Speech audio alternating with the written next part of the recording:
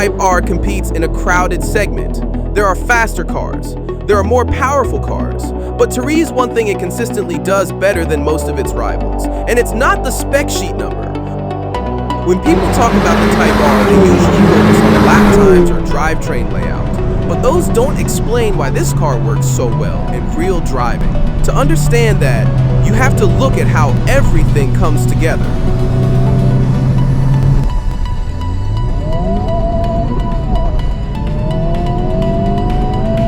The Type R's biggest strength is how effectively it uses its front tires. Not peak grip, not raw traction, but usable grip. The car puts power down without constantly fighting the steering. You can apply throttle mid-corner without feeling like the front end is giving up. That's rare in high-power front-wheel drive cars. In many performance cars, the limit arrives suddenly.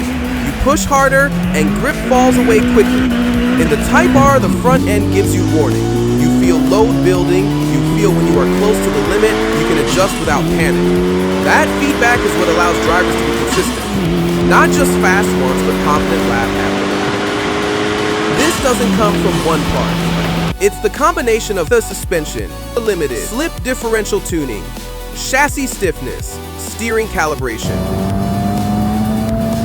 None of these work alone. Together, they keep the front tires working instead of struggling.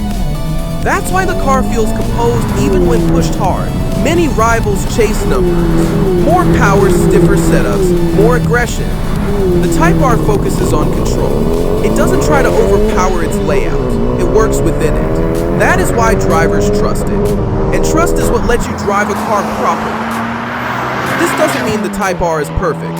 Front-wheel drive still has limits, and the ride is firm, very firm. But within its design, this is where it stands out. The Civic Type R does one thing exceptionally well.